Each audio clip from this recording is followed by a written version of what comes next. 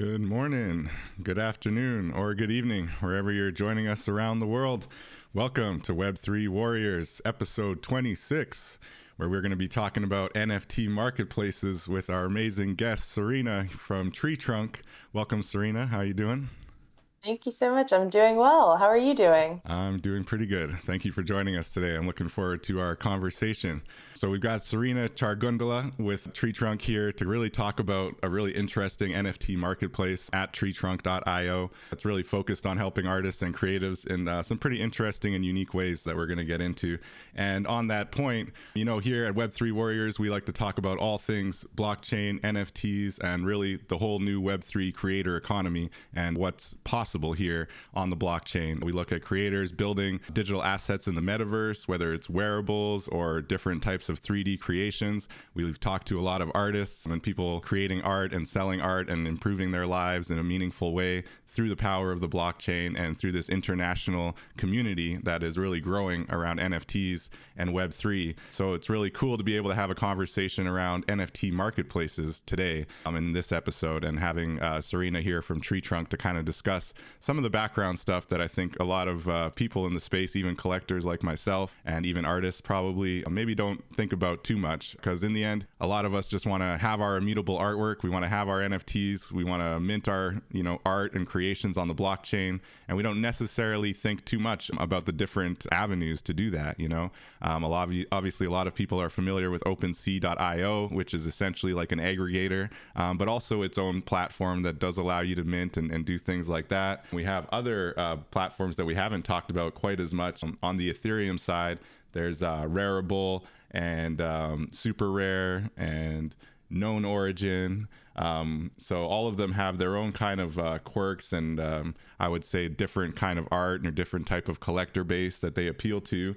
And so we're going to learn a little bit more about TreeTrunk and kind of what they're going for with that in mind. But also just want to educate on the fact that there's different blockchains as well, which we really want to get into this season, looking at both Tezos, looking at Solana, looking at Polygon, which is like a layer 2 to Ethereum, which TreeTrunk, I believe, is on. So we'll have some interesting questions for Sarina around that. But look, just something to keep in mind as well. So for example, on Tezos is another blockchain, and they have object.com. They have a couple other kind of NFT marketplaces that are available. One of the advantages that you get with Tezos or Solana, for example, is that they have much lower gas fees generally, but so does Polygon as a layer 2 solution that's trying to avoid gas fees and things like that.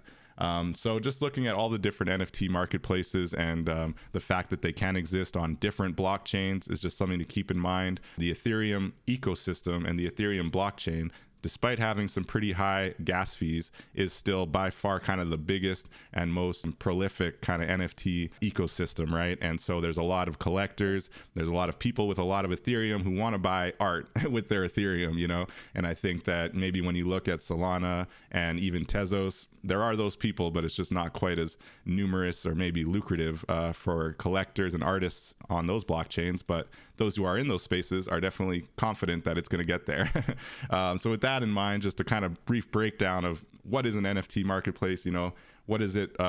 What's the differences? I just showed, 4 or 5 different options. So wanting to keep that in mind and think about, as a creator, don't just necessarily dump everything on OpenSea or on the easiest possible avenue. Maybe think about what exactly it is you're trying to present with your art and where it could live the best and how you can get innovative with it. So with that, I want to thank you again, Sarina, for joining us. Maybe before we get into specifically the TreeTrunk conversation, you can just share a little bit about your background and maybe what brings you to Web3. But welcome. How are you doing? I'm doing well. Thank you so much. I'm really excited and happy to be here. Good to have you. So, yeah, I think in terms of how I got into Web3, I actually attended the first Bitcoin conference in 2011. Wow. Um, and I always thought it was my first Bitcoin conference, but it was actually the first Bitcoin conference. And I remember just being so intrigued by everything that was going on in the space, and Bitcoin just looked so cool. And as, an under 18 person, you would not think that that would appeal to me, but I was so intrigued, and I really tried to get Bitcoin while I was there. And nobody would give it to me, even though they were giving it out for free. What? Because you They were were. underage or what? Yeah, because I was under 18, and I asked every single person that I could have, and everybody said no, and I was so upset about it. Wow. I So could that was imagine. kind of my yeah, that was kind of my entrance into the space. And then I just kind of followed along in terms of the ICO phase and just as the technology was changing. And technology has always been something that's fascinated me throughout school or throughout, college, just across the board. Nice, nice. Um, and then business as well. I also have a background in art collecting. So I kind of grew up in the art collector space. So I've just been in the art space for so long, and as someone who is not super old, it's just been a long time, even though I'm young. But So how I long would you say? I need to know now. okay, let's see. Realistically, not counting when I was a child, maybe like 20 years of being in the art space. Wow, it's Um, impressive. yeah, I would go into different art shows and actually be able to tell you which artist did what and what time period for certain types of art. It was pretty crazy. Nice. That's amazing. But thank you. And then, with after the ICO phase, I just kept following along because blockchain always intrigued me. And then moving forwards, once art, business, and technology merged, I knew that it was the place for me. So that's kind of what really piqued my interest in terms of Web3. And that was when I decided to just dive right in and forget Nice. everything else. That's amazing. I think that intersection kind of piqued my interest too, except I would throw gaming in there as well because it was just the metaverse angle and being able to basically like have, oh, so like digital assets are really valuable now, you know? It was a really Yeah, cool absolutely. kind of realization. So I guess you would consider, I mean, I would consider you an OG if you were attending the first Bitcoin conference, you know? So, and when you say ICO phase, that's like, so the initial coin offering is basically like an IPO in the crypto world, right? So when you say that, you're talking about Ethereum specifically, or is it? I actually, across the board, I remember during that time, Right. there was like a new ICO every other day. So There you were were on so top of all of many. them. Nice. All of them and none at the same time. Right, right. Well, that's impressive. You know that crypto side of things, and that's a really good education to have, I think, before jumping into this space, right? Really, really Very cool. true. So that's awesome. You're probably more knowledgeable than me about that. Well, you're It definitely definitely more decreased. knowledgeable than me. No, it definitely decreased the barrier to entry, though. I think with a lot of things in Web3, I mean, let's even take PFPs, for example. Why did we need to call them PFPs? Everybody knows what a profile picture is, but we Right. needed to make it more difficult. Just to confuse people, right? Because we get that Yeah, question all the time, like on Clubhouse. What does PFP stand for? It's just profile picture. It's a very weird acronym, actually, when you think about it. nobody knows it. Yeah. And nobody says profile with PF. Like nobody uses PF for short form for profile, right? It's It's kind of weird. true. And then if Um, you explain it on like a tweet or something, you seem less knowledgeable because it's something that you're putting out there. right, right. What a crazy space we're playing in here, hey? So on that True. point, you know, looking at TreeTrunk, maybe just give us a little bit of a breakdown about, you know, what is TreeTrunk and what's its kind of pitch to creators, you know, why TreeTrunk? Sure. So TreeTrunk is an NFT marketplace. And we are actually pioneering the space with the EIP 4910. So that's a new smart contract draft standard. And so what that enables us to do is allow artists to mint an NFT, hold on to the NFT, all of the rights, the IP that goes along with it, create digital prints, and create a royalty stream from generations of prints. But one of my favorite parts that goes even a step further is that investors, collectors, influencers, entrepreneurs can also purchase those prints, hold on to them, and create prints as well. So it's not only a stream of income for the artists, but for their collectors, as well as a way to build their own community out of value adding members. That's really interesting. So theoretically, like I'm looking at Brandon here, he's an amazing artist, the bro. And these pieces, so Okay. he's got 2 on sale right now for 0.33. And I've noticed in general, just poking around on TreeTrunk, that the NFTs are a little bit on the higher end, although the artists seem to be pretty well known, or a lot of them anyway, are fairly well known and established. So awesome, not critical at all about the price point. But would you say that like the price point is indicative of what you just said, as far as the idea that once you own this initial kind of reprint, you can then kind of monetize it yourself, and all of the artists are signing on like with that in mind. Like if my collectors collect my art here, they can then reproduce it, and that's just online, that's just on the blockchain, or do they have those are just digital prints, right? Specifically digital prints. Yep. That's cool. And so how do you see the ecosystem around that kind of second layer of digital prints taking off, or I don't know, how do you see it kind of growing? Obviously it seems like it's still somewhat new concept, that EIP 4910. How new is that 4910, by the way?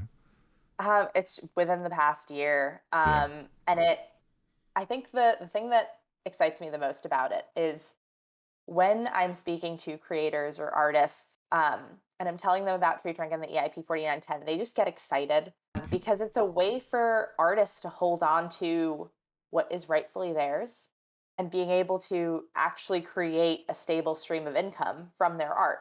So right now in the space, I mean, if we take most artists they're doing their own business strategy, they're doing their own marketing, they're doing their own community building, they're doing every single aspect that goes into the business all on their own. That's Web3, baby. It's amazing. And everyone in Web3 is hustling. But artists, like in order to create a stream of income for an artist in the traditional sense of an NFT, you have to create, 5,000 works or 10,000 works, unless you are already super reputable and can sell those works for a very large sum of money. Mm-hmm. But the way that this model kind of flips everything on its head is that they mint one NFT, and that one NFT can create a maximum of 11,110 prints. So that means that you can earn an income on 11,110 NFTs by minting one NFT. Wow. And not just that, but you still hold on to the rights, and you still hold on to, I guess, like even the marketing reins as well. But you can use it in terms of building out that marketing strategy, in terms of building out your business strategy prior to actually minting. Because one thing that we also made possible on TreeTrunk is that artists can shape their own tree. If you notice, if you go through different artists, they've each selected a different type of tree, or a different number of generations, a different number of prints. And it's all based on a business strategy or model that they had that they wanted to see put into action. Cool. Yeah. When you so mentioned, you'll see on top. Okay, sorry. It says, no worries. It says 2,560 max reprints allowed. So that's the number of maximum prints. So that number will be different for each artist. And so you're saying that number is the one that can go up to 11,100, but each artist can cap it anywhere below that? That's exactly. Nice. That's what I was going to ask, because I was like, I don't think you necessarily want 11,000 of your pieces out there, but if you can cap it, that's really, really cool. It's really fascinating kind of concept, honestly. And this EIP 4910 was kind of done in-house. Is this like at a in-house developer kind of just building it for TreeTrunk, and it's not available anywhere else at this point, or is it kind of open source? So it is open source. And we do have just a straight up genius on our team. Dr. Andreas Freund, he authored the EIP 4910 and is just such an amazing person to work with. And an amazing person in general, but so incredibly talented. That's awesome. That's really innovative and exciting. It's even more innovative than I realized.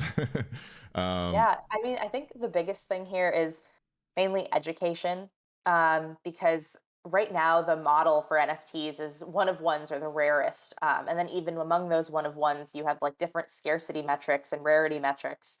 But in this model, the scarcest one is actually the most plentiful. So if you have one of those first generation ones, then that is likely more rare than the lower generations. Although then you also have inclusivity. So for example, if somebody puts, let's say Bored Ape, for example, minted a print on TreeTrunk. Now they could create prints. And so even though that initial print could be 90 ETH or something like that, as it goes down, people who just enjoy Bored Apes and want to enjoy the artwork in their house or wherever, they can do that at a much smaller price point, a much lower price point. That's amazing. It's really interesting. I can see the ecosystem kind of folding out from there. But I feel like maybe there's a need for more practical use cases that are like more popular, right, in the metaverse. And it seems like you guys are kind of ahead of the curve as far as understanding the value in that kind of layer of ownership, because you obviously get those right click JPEG guys. I'm just going to right click save it, people who don't understand NFTs, but really getting granular into the token, right? And the fact that you've got that one, almost like a layer one NFT token, and then you've got your kind of sub layers where the collectors can actually monetize, but then again the creators getting compensated on all of those different layers, right? And how does that work? And at whatever. Sorry. I think I was about to answer your question as you were asking it. You read my mind. I was going to ask percentages and how that works. Yeah. Yep. So for each artist, during the creation process, and we've actually really worked hard we're still not even at the place we want to be. But in terms of the creator tools, we've really tried to streamline it as much as possible and break down those barriers to entry with coming into the space. But one thing that we have enabled artists to do is to set their royalty percentage. So that means that royalty is going entirely downstream. And what makes that unique is also that any person then from that point on that creates a reprint, they have to create a royalty percentage on their own that's lower than the artist. Oh, sorry, higher than the artist. That way the artist is never cut out. So the artist percentage is hard coded into the smart contract essentially. And then the person who's trying to kind of sell it on this secondary layer or this next network of NFTs, what do you call that, by the way? Is there a specific name for that? It's generations. Oh, so just generations. Yeah. Okay. So for the next generation, they can set their percentage, but looking at it has to be higher, you're saying? So what would be an example of that? So how would it break down? Let's say a creator puts a 15% royalty on their NFTs, right? So how does that break down like generation to generation? It's always going to be 15%, or do they set even the different generations from the outset? So they don't set the individual generations, but that 15% will be taken from the next generation and the generation after and the generation after that if it's 4 generations. Cool. And so, for example, if let's say an artist mints an NFT and they set their royalty for 10%, and the next person purchases that work of art, creates a reprint, wants to sell that and earn 50% on a royalty. The artist will then get 15% of the 50%. Ah, gotcha. So it's kind of like a trickle down system. Nice. That's really cool.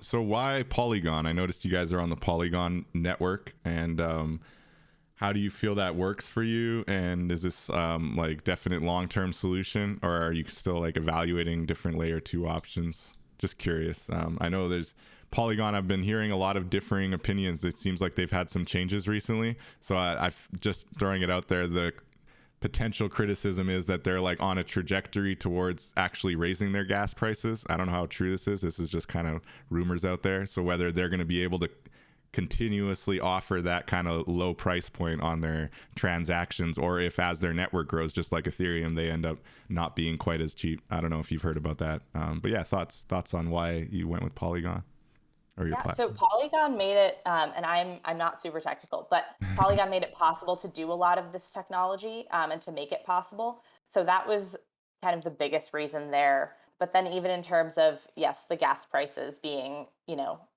almost negligible was a really big component of that as well, because in terms of wanting to be inclusive to the community and wanting to bring new people on board, you need to have something that's lower fees, lower costs, and less gas. So that was a big portion of it as well.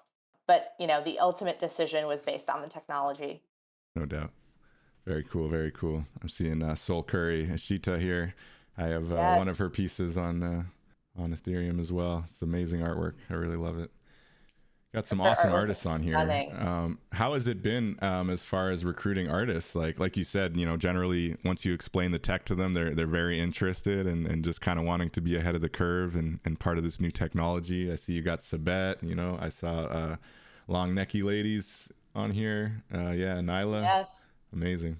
I will say, first of all, the artists that are on the platform are such amazing people. It's just truly been such a pleasure to get to know them, to work with them. But I think what made me especially excited in talking to these artists was that their their openness to innovation was just so wonderful and so welcoming and so just like that's exactly what Web3 is about.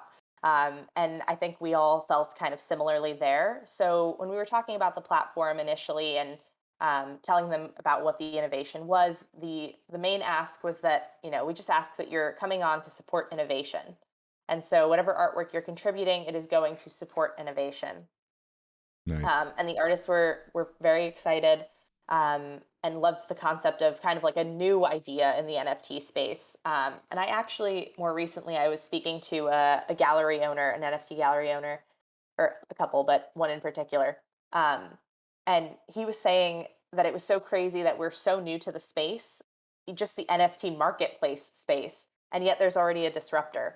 And I loved that Yeah. because that's kind of the whole ethos behind it, breaking barriers, creating easier methods to join the space, and making it a streamlined process for artists that's actually catered to artists. Because for some reason, nothing in the traditional art world, or I mean, I don't want to say NFT world, but it's just not conducive to artists. Yeah, And it's interesting you mentioned that. I agree in part, but I do think that you have to really take the effort to look for those corners that are, somewhat conducive to artists. I've noticed Nyla went with the full 11,100 reprints on here, so that's next level at 1 Ethereum. So you got to get in on the top there. That's going to be an interesting network as things pan out. But yeah, no, that's a really interesting point as far as catering to the artists. So obviously this doesn't look like a platform that's even interested in PFPs. Is it possible to even have a PFP project on here? it is possible, absolutely. But and in the future we do have different feature sets coming in, so that maybe you could make. I keep using Bored Ape as an example, but just because it's so familiar to everyone. But let's say you minted an ape and then you created a bunch of emotions of apes, so like happy ape, sad ape, I don't know, The tired derivatives, ape. yeah. Exactly. So, in the future, you may be able to do that. And that is in the pipeline. But right now, they're just digital prints. So, for each of those NFTs, you'd have to mint them individually. So, while it is possible, I would say it's not the most time effective Right, for a practical. PFP project. Not the most practical solution for a PFP. Look at this Exactly. babble. Wow, this piece is beautiful.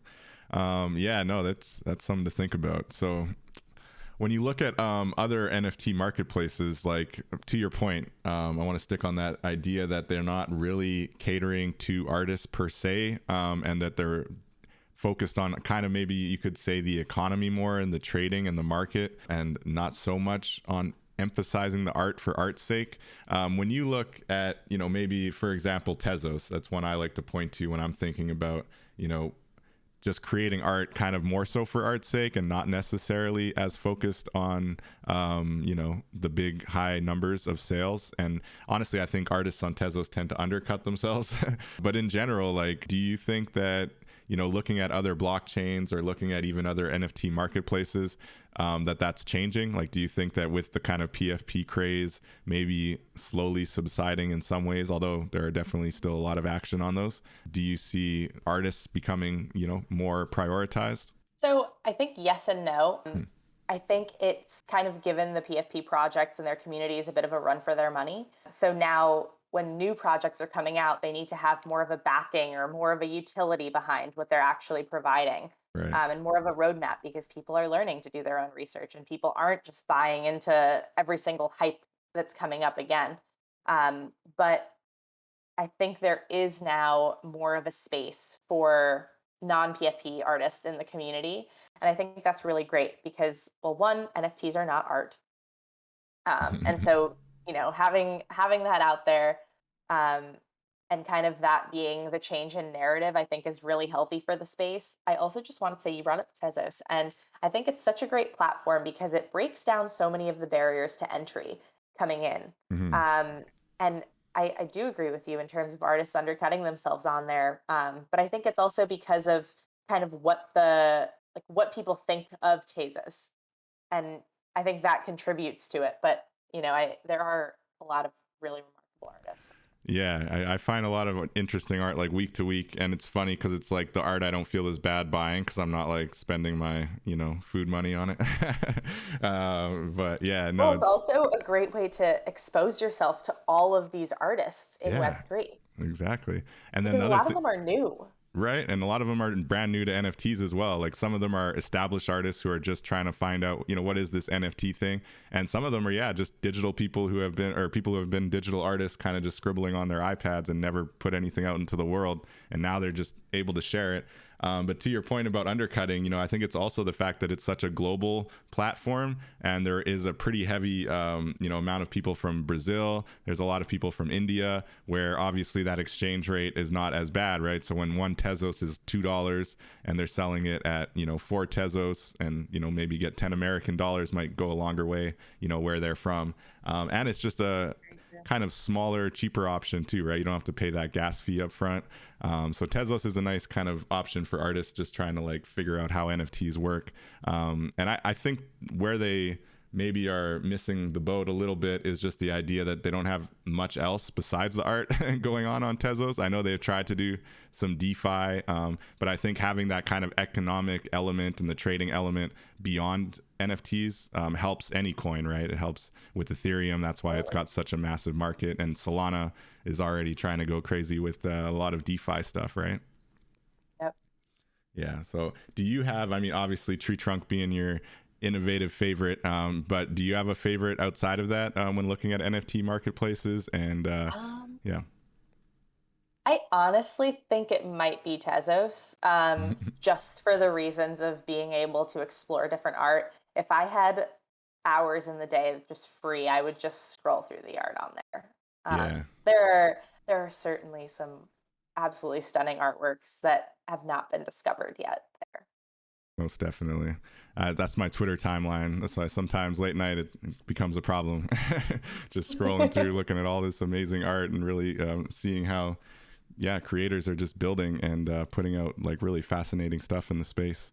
But yeah, back on Twitter is crazy. And it's sorry insane. to interrupt you. No, Twitter is you're good. just crazy in Web3. No matter what time I go on Twitter, there's a Twitter space about NFTs. Yeah, it's pretty fascinating. And, it's interesting because I've always been kind of partial to Clubhouse because I'm involved with a couple of groups and we still plug away on Clubhouse, but it's definitely much smaller now. And to see that kind of real NFT energy, it shifted early last year, really, into Twitter spaces and out of Clubhouse. But now, yeah, even during a bear market, during times when, the non-affiliated are a little bit more critical, I think they're really popping off. And what I really love about my Twitter feed these days is just the art that just like is a constant stream, whether it's from Tezos, whether it's from Solana, whether it's from Ethereum, just the amazing digital artists out there building. It's really exciting. We're talking TreeTrunk.io. You can go check it out for yourself. A very cool, innovative platform that allows creators to mint an initial generation, and then their collectors can actually mint additional or sell additional generations. So how does that work on the second generation? It's not like, is it a remint situation? Or is it just like once you buy it, you kind of have this option unlocked to you? So you purchase it, and then it'll give you the option to create reprints from there. Cool. And And you then get you to, can create up to whatever number the artist has specified in their next generation of prints. nice. So, yeah, okay. And when it comes to, like, if, for example, right, this guy's got 1,110 in total. And then on the first round, I guess, well, he just did one on the generation one. But if you add like three is generation one, oh no, he has 10 reprints, right? So you have to divide that by 10 and each person kind of gets a cap of that, or does each individual able to reprint 1,110 times? Okay, so I see what you're saying. It's an overall cap, but so for example, if one person purchased that first edition, then from that point on, you see where it says 10 out of 10 reprints. So that means that next set, those are the 10 prints that they've created. Ah, cool. And then if you click one of them, you can then see how many are in the next generation as well. So if you click the 1.1, yeah. so then it'll show you, I think it's 10 max prints for that one as well. Wow. And then going down again. Yeah, that's really interesting. Just to think about the potential ecosystem growing out of this, how are things going for you on the kind of marketing and well, I know you said the artists are on board, so obviously with something like this, when it's so innovative and kind of ahead of the curve, how does the general kind of space respond, or how are you tackling So that big question as every NFT marketplace has to grapple with kind of marketing and getting your tech out there? yeah, right now we've put a pretty big shift into educating in the space, Mm, and just kind of being in different places talking about it because it's not necessarily, or maybe I'll phrase this differently. I think it's reaching a person and explaining it to them to understand tree trunk, but then once that person understands tree trunk, it's like something clicks and they're good to go with it. And they really resonate with the ethos and the motto that kind of goes behind it in terms of the creator aspect. um, but beyond the educational aspect, it's really a tool for artists as well because they can market their own artworks on there. um, that being said, we have not opened it up to anyone just yet. mm-hmm. So we've mainly stuck with the 19 headlining artists. And we will be doing that soon, but we don't have a set date for that yet. On the website, though, we do have a sign up form to be on the allow list later. It's right up at the top, but that's kind of a future step. And one thing I did want to mention is that so many artists in the NFT space have their own portfolio websites, Mm-hmm. and things like that. And one of my favorite aspects of Tree Trunk is that you can actually take the embed code and embed it onto any website that takes an embed code. So it essentially allows artists to turn their own portfolio website into a marketplace. Nice. So they could tokenize their whole portfolio if they want to, too. Exactly. Or even galleries. If an artist is being shown at a gallery, then they can give them those embed codes and the gallery could sell them right there. Like That's what a I'm QR saying. code. That's the innovative option right there. And I'm thinking about the practicality in the metaverse, right? Just like being able to link out to different websites and apply it in different ways. Like it's, wow, it's very flexible. Sasha's excited, saying in the chat. So she said that's awesome. And she was asking for clarification, like each generation could have 10 reprints if it's capped at 10, or is there a minimum cap as well? When There looking. is no minimum cap. You could essentially make a one of one. Mm. Or I guess it would be that first generation. Oh no, nope. I stand corrected with myself. You could just mint that original. Yeah. And so you can make an original that doesn't allow for additional generations, essentially. Yeah. Exactly.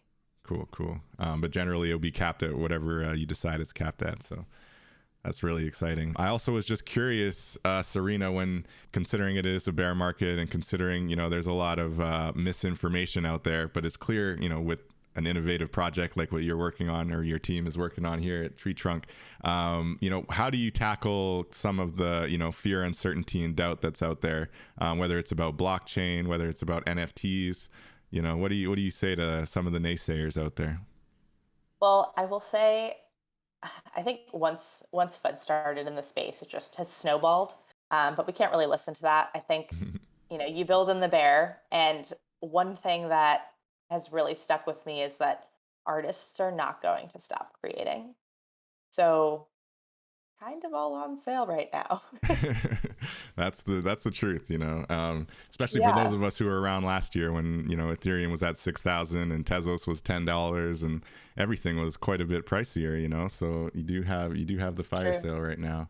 But looking at creatives and building in the space and building in the metaverse, does Tree Trunk have any like plans specifically to kind of expand into the metaverse? Have you thought about events in the metaverse maybe to promote this? Because I feel like your technology really that's where the most application would kind of come in, right? Is in the metaverse. I mean, theoretically, the digital prints, IRL on your wall one day, that'll probably be possible. But I do feel like, yeah, in the metaverse is where it would really matter because people will be able to click on it and see that, oh, it's not just a JPEG. Like I own, number 500 out of 1,000 or whatever on this second generation of this artist's print. It's a really cool concept. Right. So yeah, what are you guys thinking about the metaverse? Well, we do have those conversations happening, and we are interested in doing things in the metaverse. Um, but it's open source as well. So we encourage anyone to also use the EIP 4910 however they want to as well. Hmm. Um, we've really tried to not lock in any artists or create anything that is just our ownership. And so this is something that we've just kind of put out for the community. And so, because it's open source, if anybody has a way of implementing it that they want to put forth, do it. 100% do it. Cool, Um, cool. So taking all yeah, innovators. That's what it's all about in exactly. Web3 as well, right? Open source is a big part of it. And all the best platforms have that kind of mentality. It's not the scarcity mindset. It's about the abundance mindset, collaboration, right? Well, I agree. And I think, one thing that Marketplace has kind of missed in the past year and a half has just been, I guess it's in human nature to compete, but there's been so much competition that I think they kind of forgot about the creators or their audiences. Um, and if everybody's trying to climb to the top, somebody's going to get to the top. But if we are not turning around and educating people into the space, someone will be at the top, but I don't know who's going to be there with them. So. And who's pulling other people up, or are they pulling anybody up? Are they concerned at all? Yeah, I have seen in more recent months that a lot of people have been kind of turning around and trying to see how we can bridge the gap in terms of education, which has been really, really great. So I'm hoping for more of that in the space in the coming months and years. And what do you think that should look like? I mean, especially considering, TreeTrunk got this awesome slate of 19 artists who, I mean, most of them I recognize, and obviously amazing leaders in the space, right? Do you see artists like those, kind of like, I know Sabet and Nyla obviously has got a whole community focused on helping young people get into NFTs. So yeah, I mean, onboarding's huge. I work personally in the Dream Conduit DAO, which is a official 501c3 that really helps like creatives onboard into the NFT space from a nonprofit kind of angle. So there are, like you say, kind of organizations doing that. But how have you kind of positioned maybe your artists that are working with TreeTrunk, and like you said, TreeTrunk's focusing on education? How do you plan to kind of do that in the most effective way? And I would love to maybe make a connection between Dream Conduit, because we got classes going on 6 out of 7 days a week. So, maybe we could have some Oh, synergy there. yes, Yeah. absolutely. My answer was actually going to be partnering. There we We are a go. community, and so I think one thing in the space is that there's so much information out there and so much misinformation that it's hard for people entering the space to not know what they, or like to figure out what they should know, Mm. because you don't know what you don't know. So, I think in terms of partnerships and creating this community with other communities within Web3 and just kind of building it out from there is really going to be the way to go with education. Because if we're each, again, competing with each other in terms of education, we are again not going to connect with anybody that's coming into the space. So less competition and more collaboration. That's the name of the Exactly. game. Yeah, because I was thinking, well, especially Nyla, just not to pick on her, but I'm very impressed by her community, and looking at something like that. Yeah. And also, I know she's done some really cool stuff in the metaverse. Going back to last year, I joined a couple of the events they had there. I really feel like a kind of talk, for example, with her and her community, maybe in collaboration with TreeTrunk, right?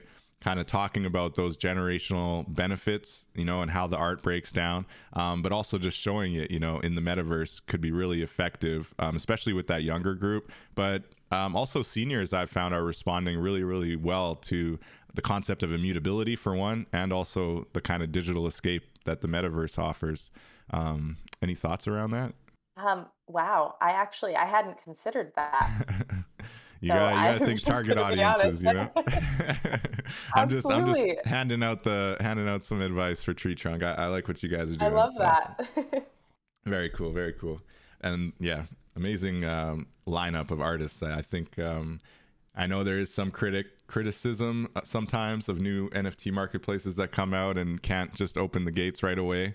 But I think it's understandable, especially in the scenario that you guys are trying to iron out and really pitch the technology and the innovation. I do hope somebody listening will take you up on that open source opportunity, because I feel like there's a way to properly lay that out in a visual kind of, I shouldn't say properly, but a way to kind of engage it or lay it out in the metaverse in a very engaging way that kind of shows that generational benefit, and like kind of maybe just being a little bit more clear about like on the tech side how it's going to benefit you as a collector, and showing it kind of in the metaverse. I just feel like it could be really engaging. And I would like to go there, so let me know when you guys pull together an event like that, and we'll make it happen. Will do. Yeah, no, it's exciting. Excited for the future. This is just really amazing. I hadn't really thought about generations of digital art, and I feel like you're really ahead of the curve here. Yeah. What's your request for artists who are kind of poking around and really interested in this EIP 4910? What's the best avenue to take to reach out to you maybe, or to maybe take advantage of that open source opportunity? I would say both. Yeah. Honestly. If you're an artist or creator, sign up for the allow list at the top of the website. We do Twitter Spaces, YouTube shows. So there's a lot of educational content. We also have kind of like a walkthrough for every single process on TreeTrunk that one of our founders had put together as well. And so, it's just be a part of the community and join up, be the community, be part of the community. Sasha's down. She says she's doing it. So she's going to submit some of her art. Awesome. She's got amazing artwork. So definitely got to check that out. Absolutely will. Thank you, Sasha. All right. Well, Sarina, I think with that, we can wrap it up. It's been some really, really eye-opening kind of opportunities here. And the tech has got my mind kind of spinning in circles. So I'll have to reconnect with you. I do think that the Dream Conduit and the educational angle that we have been plugging away on might be able to help kind of push that message forward. And we have a pretty tech savvy audience that we try to speak to as well in this blockchain space, and a really cool developer on our team who'd probably be very interested in this EIP 4910. So just keep innovating. It's really amazing. Thank you for sharing that. Were there any final words you wanted to share, or anything else you wanted to say to any listeners out there? Well, I just wanted to say thank you so much for having me on, David. And I'm so excited for the collaboration opportunity. Let's do it. Let's do it. And then if anybody has any questions, follow me on Twitter. Follow TreeTrunk NFT on Twitter. And yeah, definitely hit up at TreeTrunk. Yeah, we'll have that in the description as well, and I'll share a link as well for any artists that want to sign up. But yeah, definitely follow at TreeTrunk NFT on Twitter. And Sarina, thank you so much. We'll definitely be in touch, and maybe next season we'll have you back, and TreeTrunk will be having that ecosystem even more expanded and growing. So I look forward to seeing what you guys do. But thank you so much, David. Thank you so much. All right. And everybody out there, thank you for tuning in. Sarina, thank you so much. It's been very eye-opening. Absolutely. Thank you, everyone. All right. Take care, everyone. Until next time, we'll catch you in the metaverse. Peace.